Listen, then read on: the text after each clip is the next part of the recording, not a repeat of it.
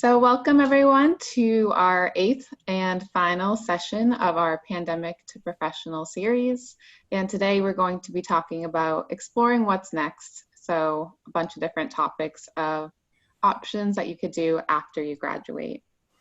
And today, as usual, we have Carol Sherrick. She's actually going to join us in a few minutes. Our director, Rebecca Bell, our associate director, myself, and Rachel Noto, one of our assistant directors. So welcome everyone. Awesome. Thanks, Odessa, for the intro. So I'm going to get started by talking about exploring graduate school. So some of you may have been considering grad school as an option for what's next. So having personally just gone through graduate school, I had a few important tips to share. So I'll get started with those. So first, before you even do your research on the graduate programs, I found it really important and helpful to know really what your interests are and your values and what you hope to gain from a program.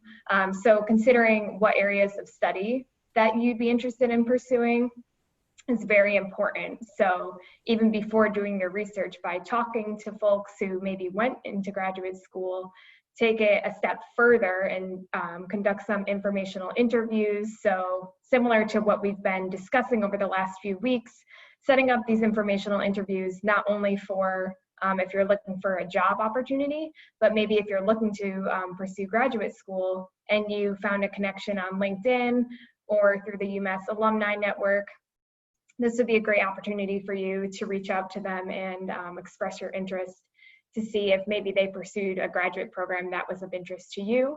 And then again, just having those follow-up conversations with those in your network to see maybe if this would be the best option and see if it's a requirement for the career path that you're looking to get into. So also, if you're looking to progress in your career or change career paths, this is really common for folks to express interest in graduate school, or went through your undergraduate degree and you're looking to get into something different. So graduate school would be a good option for that. Or let's say you obtained a social work certificate in your undergraduate career and now you're looking to get your master's in social work so you can further progress in the office. So that's something really common as well, which is why graduate school is a great option for that. And what we encourage you to do as well is do your research on the program. So something that I found useful was, taking note of what are the courses that are offered, which faculty teach those courses. So maybe there's a faculty member that really wrote up like a thesis or a dissertation, or they published some form of writing that you're really passionate about and that resonates with you. So look into that because that's going to really enrich your graduate school experience if you can relate to the research that's being done. And then also consider who your mentors will be throughout this process. So what do I mean by that? I mean, think of those who maybe 1 to 2 years before you even apply to graduate school, consider who's in your inner circle, right? So who are those people that are going to stand by you throughout the graduate school process, from applying to getting into the programs and then doing your research?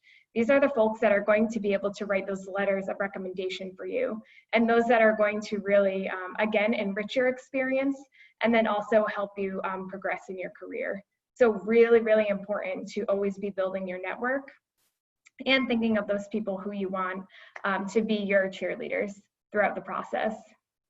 And also, you can express interest on the graduate school websites. So sometimes schools will have on their admissions page, they have an opportunity for you to express interest in the program. You basically just fill out your information and they will contact you, trust me. They will follow through. So whether that be through mail, email, telephone, they will be giving you a call and getting in contact with you. It's also another great way to just stay up to date on what your options are.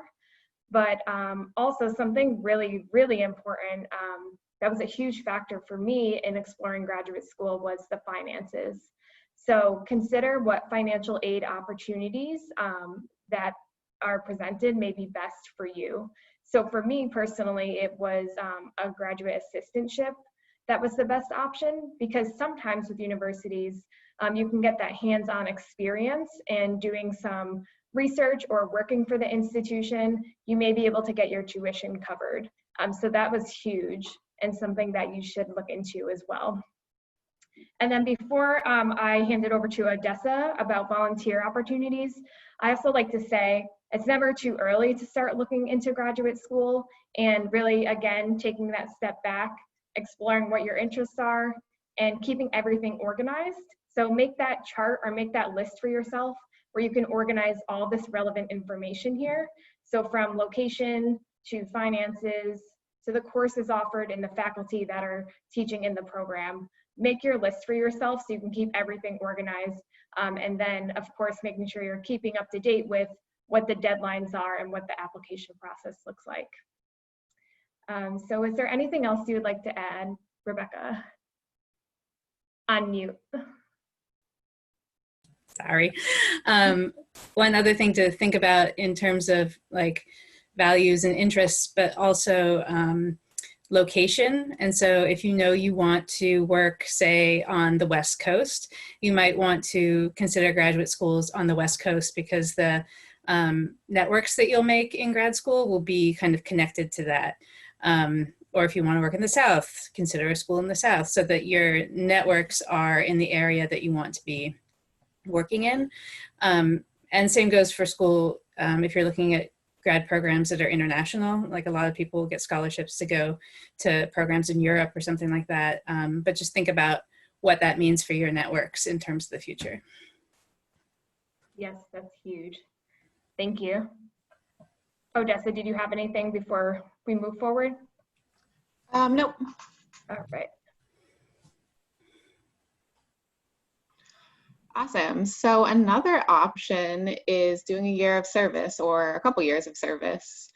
So there's many different programs out there that you can get involved in to do a year of service. Some of the more popular ones are AmeriCorps, the Peace Corps, City Year, and Teach for America. And what all of these programs have in common is that you're usually giving back to a community in need, and you don't often get paid a ton. You get a smaller stipend, but it's a great experience. So, you know, some of the components that are involved is that stipend. So usually it's a set amount, and you also do the program for a set amount of time.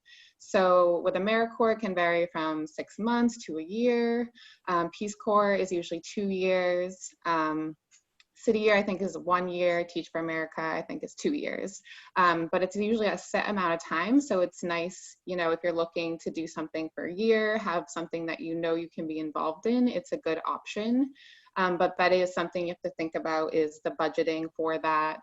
I personally did AmeriCorps after I had worked for a couple of years. So I saved up before I did it, and then went to California to do AmeriCorps and was able to use some of my savings.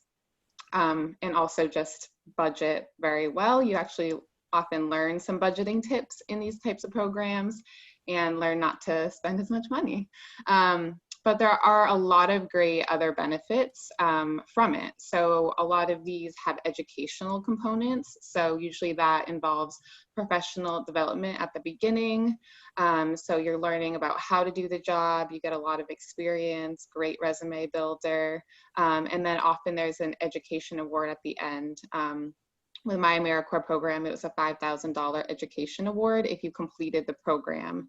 And that could be used towards graduate school, just any classes you wanted. I think one of my fellow cohort members used it for a computer because he was able to show that it would be for educational use. So there's different ways that you can use it. And then also, I know in AmeriCorps, you do get your loans deferred during that time. So you don't have to pay loans for while you're in the program, which is also really nice. But I would definitely recommend, if you are looking at years of service, to look into each program individually, because they do change each year, and sometimes the amounts change, how much you make, and the different benefits that are offered. Some of them even have housing, and some of them don't have housing, so things like that are good to consider. Another great benefit of these programs are the community aspect. You can see a picture here of me and my AmeriCorps friends, and it says, "I volunteer to make friends." And I really felt that was true from my experience. I had a cohort of 10 AmeriCorps members that we all started together. And so it was a really great way to move across country and immediately meet people that, were interested in similar things like giving back and working at nonprofits. And you spend a lot of time together. So it can be a really fun environment for that.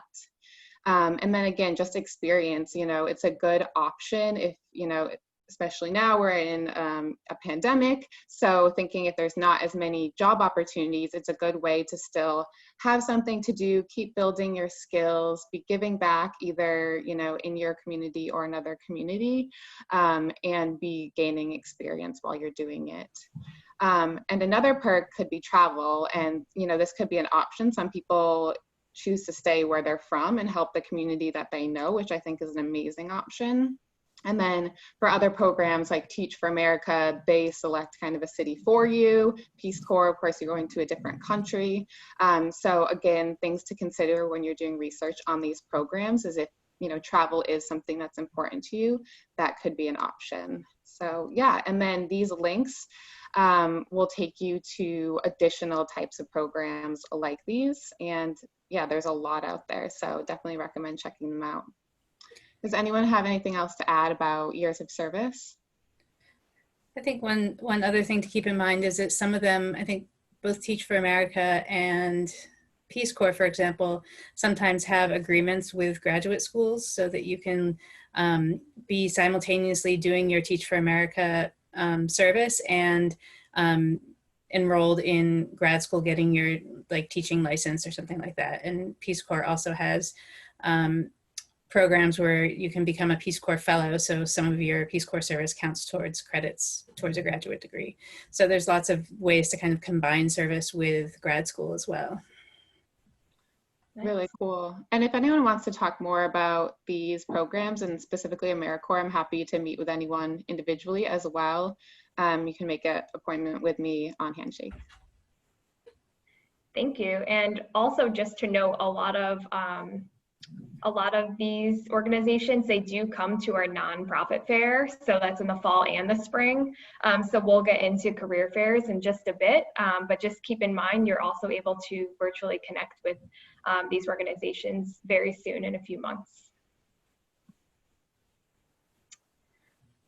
Okay, so is this Carol's section? It is. So let's see. She was gonna be talking about recruitment timelines, both for internships and jobs. Do we want to skip it and go back, or should I talk about it? Yeah, I think we can touch upon it, Okay. and then she can add anything we may have left out. Yeah. So I think something that's really important when you're thinking about applying for jobs or internships is to really know kind of what the timelines are of the industries that are hiring or that you're interested in working in. So, understand kind of when, for example, if you want an internship in finance, most of those organizations do their recruitment in the fall. And so if you decide in the spring you want an internship, you're probably too late for the summer. And so developing kind of a strategy, I think similar to the approach to grad school, doing your research, keeping track of where you've applied and where you are with your application process helps you kind of not only be organized in your effort, but also know when to reach out and when to kind of follow up with people in a way that makes you stand out from other people. What else here? And then she was going to touch upon like the difference between internships and co-ops and jobs. Yes. So internships tend to be short-term experiences that have some kind of educational component to them. So you have a faculty advisor during your internship who can help you reflect on how the work you're doing is connected to the things that you're studying. They tend to be shorter. They could be anywhere from a couple months to, 6 months or so. They happen during the school semesters, but also in the summer. So there's a lot of flexibility around internships, and they can be either paid or unpaid. And sometimes they'll provide a stipend, so it's not like quite fully being paid, but it's something. Mm-hmm. Job, obviously. Oh, internships also, because they're a fixed period of time, there's like an end date to it. Whereas with the job, when you're hired, it's usually not with some kind of fixed time period in mind. You might know that in a few years you want to go to grad school or do something else, but usually with a job, it's, you're hired until you choose not to work there anymore. And so, some people are unclear about when they graduate from college, should they apply for an internship or for a job? Part of it depends on the level of experience you've had up to that point, and if you're trying to break into a new field or not. But I think that either one can be a good option. Just remember that if you apply for an internship, even if it's a paid internship, you're going to be right back to that application process at the end of that. Whereas if you apply for and get a job, you're kind of set for a while. Mm-hmm. And then co-ops are kind of a different animal. They tend to be paid opportunities, but they are not for credit. And so a lot of times a co-op will happen during the academic semester or year. They're usually 6 months or a year long. And it's like a paid position with a company.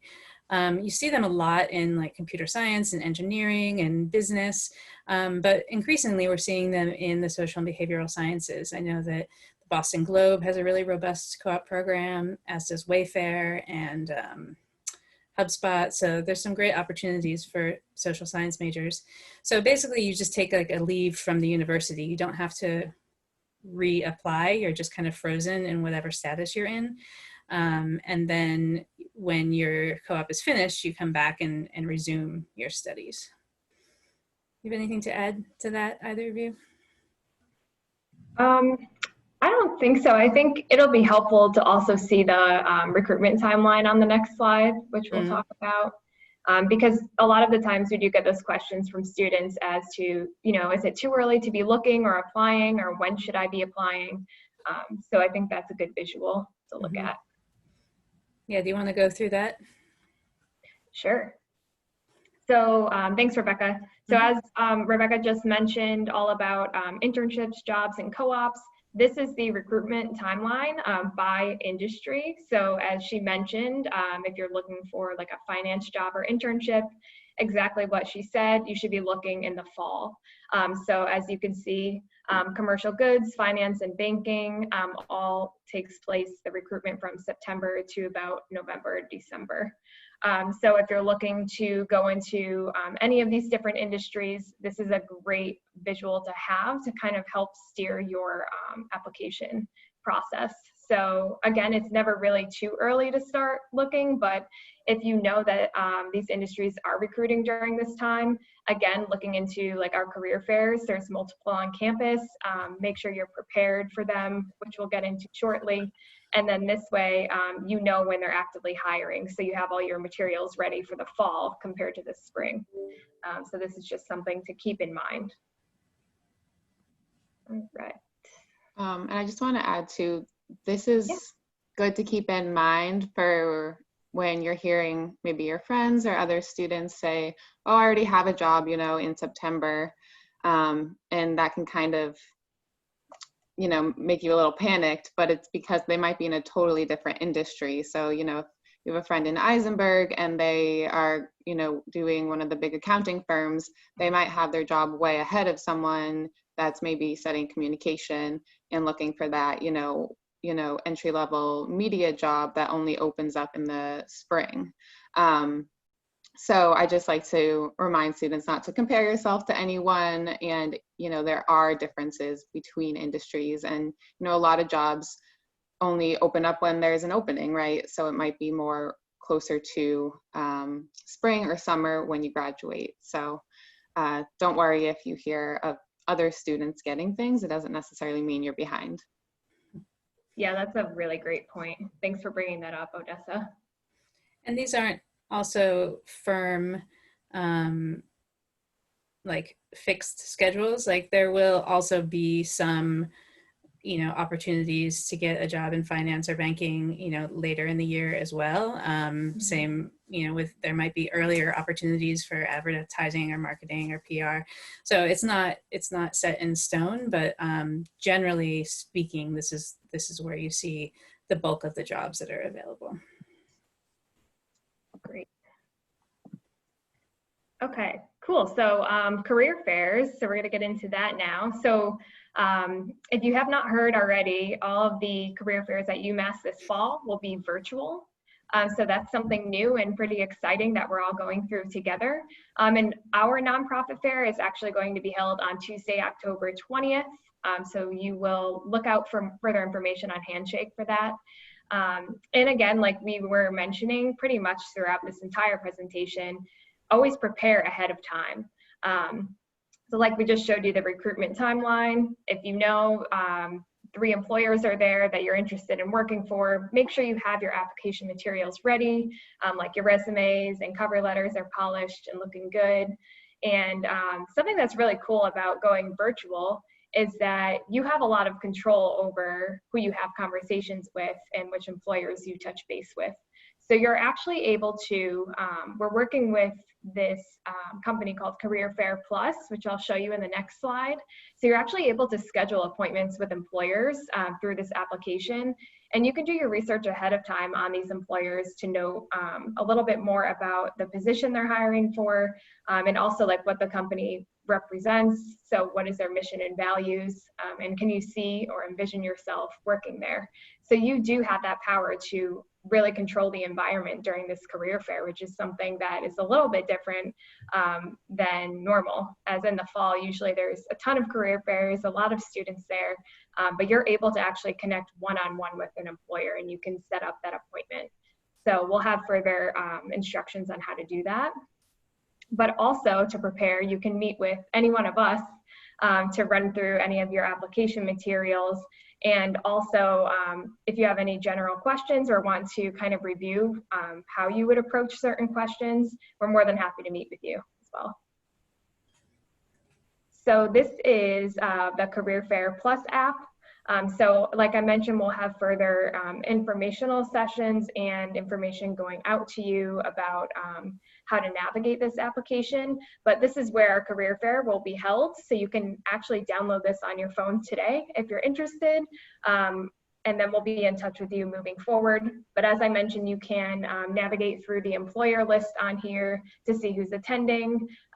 There will be floor plans and appointment blocks where you can actually schedule the one-on-ones with employers. So just a few things to keep in mind this summer as you look to further prepare for career fairs in the fall. Hello, Carol.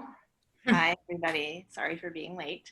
I was just listening to the career fair piece, and I just wanted to also add that there are other career fairs. So although the government, nonprofit, and social impact fair is in October, you'll have access to the other fairs as well. So make sure that you keep an eye out for those. There's a computer science hosts a technology career fair. Eisenberg has their career fair.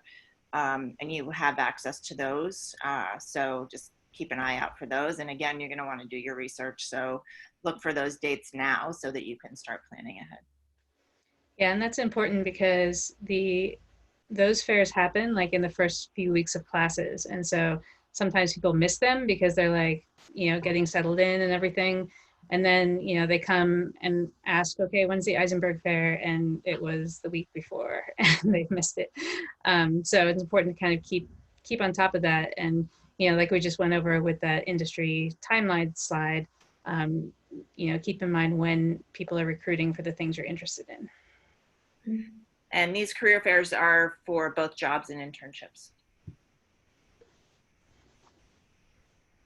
All right, Odessa. Yes, so this fall we are offering a new practicum experience for if you are planning on doing an internship for credit. It's called SBS in the World. And can you go to the next slide? Yes.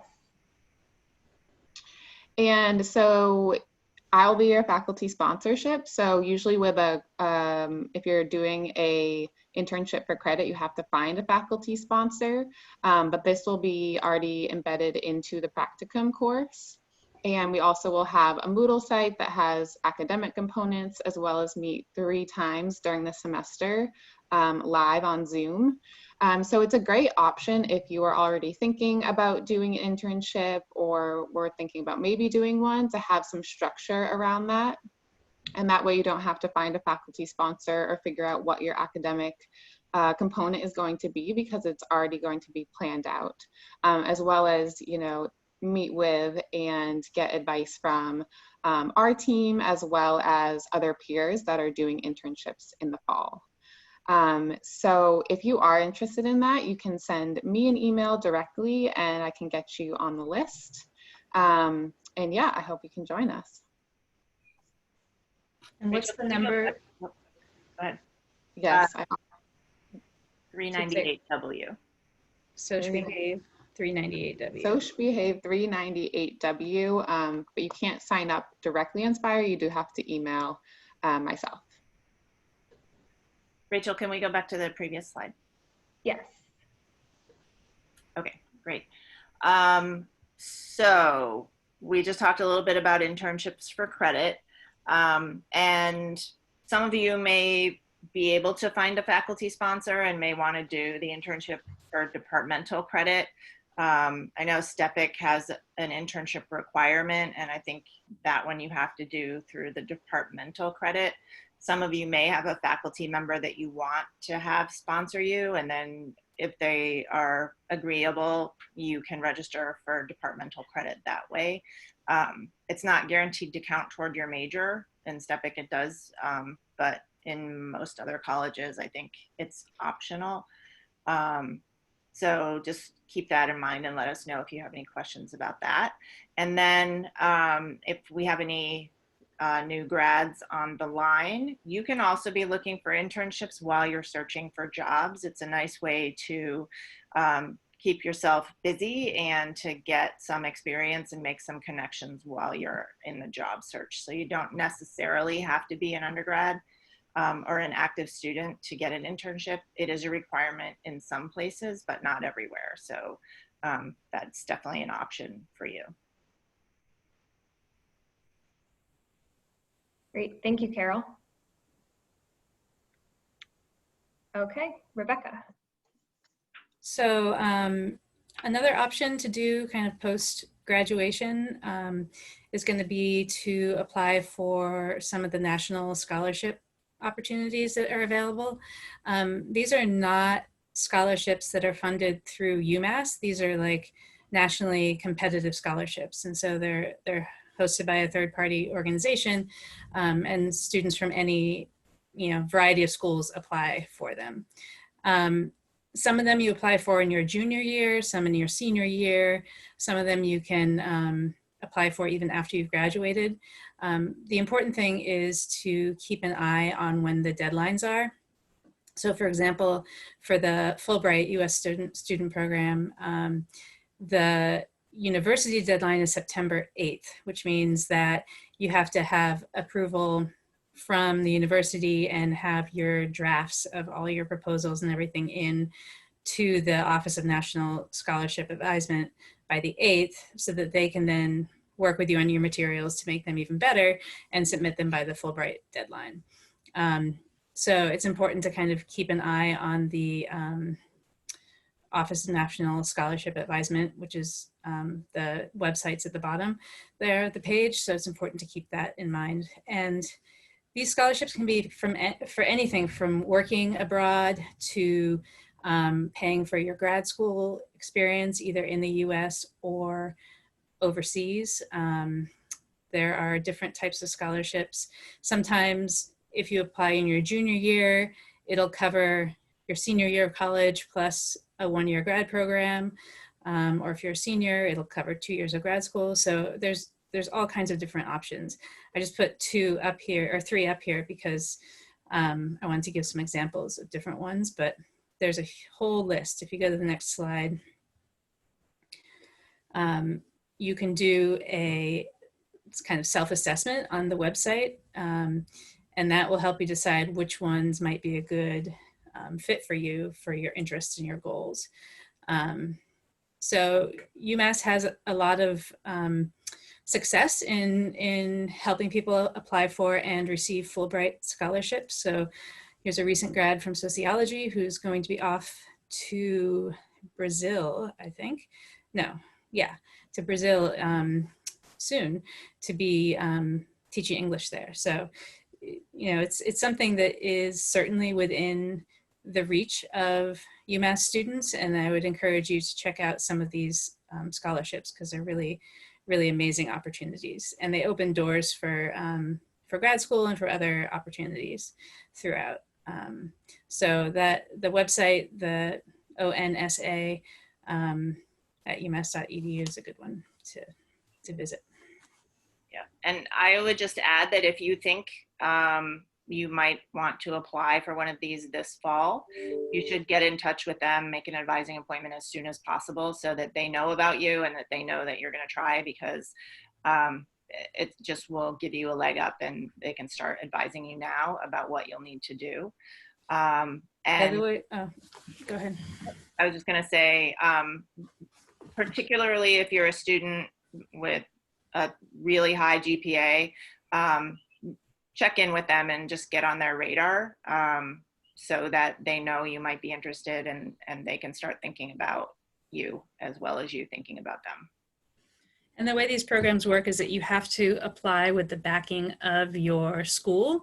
So you can't just like go and find the Truman website and apply to it on your own. You have to be like nominated by your university to apply for some of these scholarships. Great, thank you. All right, so takeaways. So we've been meeting with you all for the last 2 months now, which is crazy to believe we're on the last session today. But what we wanted to do here was, you know, take a moment and kind of just process and reflect what we've been talking about. These are just some of the key takeaways that came to mind, but I know everyone probably has their own for each session. So thinking back, week 1, we talked about navigating the current job market. So again, being able to utilize the Moodle and all of the resources that we did provide on there. There were some helpful websites for you to see which industries are actively hiring, in addition to utilizing Handshake and just keeping up to date with the companies that are doing well and where you can continue applying during this time. Writing standout cover letters and resumes. You'll kind of see how throughout each week all of these topics overlapped a bit. So we're trying to help you prepare for those job applications that you're submitting. Writing the standout resumes and cover letters is huge. So that's something that you can always actively be doing throughout the summer. Even if you just get more experience with applying and you write up some cover letters to practice, that's always a good idea as well. Succeeding in a virtual internship and workplace and acing a virtual interview. So even though you are on camera, we really enforce for you to dress for success and come prepared, because that will help you feel a little bit more confident and will also be perceived well for the employer. And also continue to communicate. Although we are virtual, it's extremely important to be talking to your team members to let them know kind of how you're doing, where you're at in your work or projects that you're given at work. And again, it's just nice to touch base and be a little bit social with those that you work with. And that can also be, that goes right into the networking presentation that we did. So keeping your options open with your LinkedIn and the UMass Alumni Network, actively enhancing your current network that you have and building upon that, which could lead to future opportunities as you look into doing those informational interviews and really putting yourself out there. Then we went into how to choose a career path and talking about how your first job is just that. It doesn't have to be your final position. As you continue to navigate your career pathway, we're here to support you in taking any of those personal assessments that may help clarify where your interests and values lie in the career world. Then last week we talked about professional etiquette. So this was a fun one where we talked about email etiquette, telephone etiquette, etiquette on Zoom, so making sure that there's minimal background noise, again, showing up, dressing for success and being prepared, and just putting your best self forward. We want you, again, to feel very confident as you continue on your career pathway. So we hope that you took some of these important takeaways during the last few weeks with us. So anything else to add on that? So the only thing that I wanted to add is on the virtual network. I think we probably mentioned that the UMass Alumni Network was going to be switching to a new platform this summer, and that has now happened. So if you didn't set up an account on the old one, you can set up an account on the new one now. And if you did set up an account, just check the new one to see if you have to start over or if it transferred. I'm not exactly sure how that worked. Okay. I think the new one is called UMass Connect. Yep, I think that was it. Yeah, and it's on the same website as before. Oh, it is. Okay, good. Perfect. Thanks, Carol. Yep. Odessa. Awesome. So you're probably wondering, what do we get for doing all these assignments? So if you complete all the assignments from the Moodle, and again, even if you didn't, you weren't here live for one of the sessions, it's fine if you go back, watch the recording, and then do the assignment. You will get a certificate of career management, which is pretty awesome. So it'll look just like this with your name on it. I awarded one to myself. So this will be for yours to keep and to, remember all the skills that you learned over the summer, and then be able to articulate those skills when you're going off for interviews and for your first jobs or internships. And then we'll also talk to you a little bit about how you can show those on your resume as well as LinkedIn. So again, August 1st is the deadline for all of those assignments on Moodle.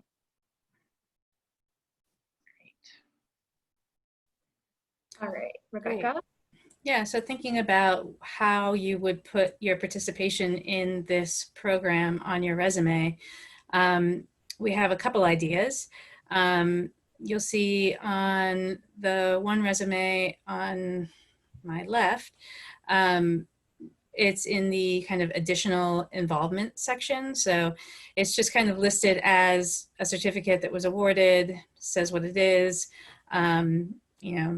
summer 2020, it might well be the only thing on your resume from summer 2020. So it's always good to keep, putting experiences on your resume, even if they're, not what you had anticipated doing. I think this summer is an unusual one. And so trying to keep up with the kind of pace of things to make sure that you're adding things to your resume constantly is important. On the other example here, we have it listed under kind of skills and certifications section. So if you have other certifications, like let's say you're certified in CPR or some kind of like food management systems or something, that might be the area that you want to list it under. And I can't see it because of my Zoom thing. But I'm sure it says something that is very, very helpful. So the third option would be, kind of listing it as an activity, as a participant in an activity. If you were with us these whole 8 weeks and every week you showed up, either live or virtually, you could list yourself as a participant and then kind of list out some of the skills that you got from completing the skills portfolio. So, just like Rachel was just talking about, informational interviewing, networking, professional etiquette, resumes and cover letters, interviewing, goal setting, all of those things are skills that you should be walking away from this series with. So that is something that's going to look really good on a resume in the future. Thank you. This looks great. All right, so we will open it up. If you have any questions for us, we will take those now. And again, thank you all so much for joining us for the last 8 weeks.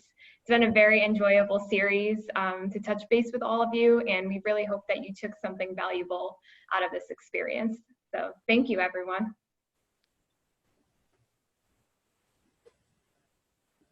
Please feel free to put your questions in chat. And I just wanted to follow up on the adding the program to your resume. You can also add it to your LinkedIn profile. And so there's a place for you to put project work. There's a place to put examples of maybe papers that you've written or videos that you've made or something like that. And so I would recommend, I'm having a little internet problem. I was going to show it to you, but my browser isn't opening. I would recommend posting your certificate there so that the employers can actually see, even if they're just kind of browsing LinkedIn and they find you, they can see that you've completed this. There's a question in the chat from Vanessa about whether or not they need to notify someone when all the activities are complete. No, you do not. So we've been actively checking it and marking that you have completed each of the week's assignments. And as long as you complete them all before August 1st, that's what qualifies you.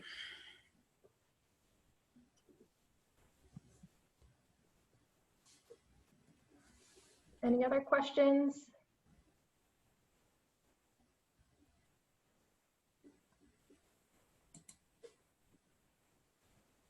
Okay, well, thank you all for your participation in this, and we look forward to receiving the rest of your assignments. And thank you especially to our SBS Career and Professional Development team for their excellent work on this summer series.